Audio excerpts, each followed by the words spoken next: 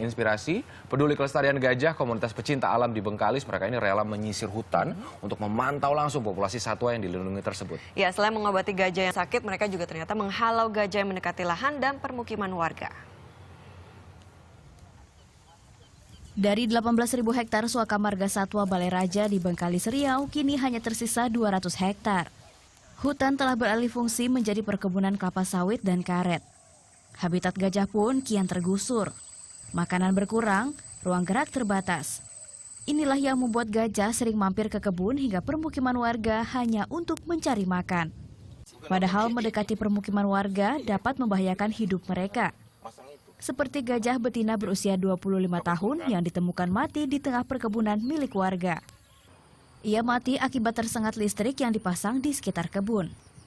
Ketimbang menghalau gajah kembali ke hutan, petani setempat lebih memilih gunakan cara buruk untuk mengusir satwa dilindungi ini.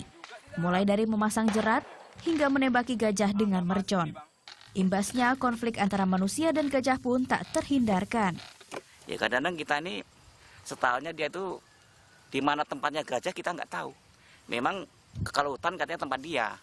Tapi kalau memang disediakan lahan sama dia, mudah-mudahan dia kasih makan, kasih tempat, masa nggak kemana. Jadi sekarang tuh aku tengok dia macam manusia kena usir dia.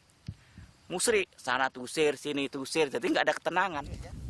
Berangkat dari kepedulian terhadap kelangsungan hidup gajah, komunitas pegiat alam Riau lakukan langkah perlindungan, menyisir hutan dengan mengikuti jejak sang gajah. Kegiatan ini juga dilakukan bersama Balai Besar Konservasi Sumber Daya Alam Riau dan sejumlah organisasi pegiat satwa dilindungi. Usaha mereka tak sia-sia. Tim menemukan 3 ekor gajah liar dengan kondisi mengenaskan. Sang gajah kecil bahkan terancam kehilangan kaki. Luka bekas jeratan terinfeksi parah dan perlu perawatan serius. Sedangkan ekor sang induk telah putus. 2 hari lamanya gajah-gajah yang terluka ini diobservasi.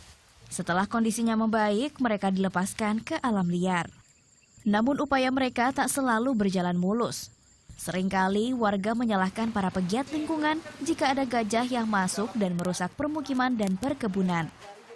Ada sebagian masyarakat yang tidak menyadari atau tidak welcome terhadap yang peduli-peduli dengan satwa ataupun lingkungan. Seperti yang dikejar masyarakat dan kami tidak diterima masyarakat, sudah seringkali kami dapatkan. Sering ditentang warga, namun komunitas pecinta alam ini tak gentar. Aksi mereka sebagai upaya menjaga populasi gajah yang semakin menurun. Targetnya melestarikan gajah Sumatera yang kian tersisih. Rasa kagum ya kepada gajah, terus rasa prihatin untuk kehidupan mereka karena tidak ada habitat untuk mereka hidup. Ini sampai kapan abang tahan?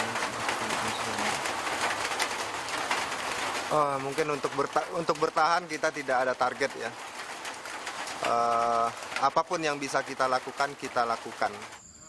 Diperkirakan jumlah gajah di Marga Satwa Balai Raja hanya tersisa 26 ekor.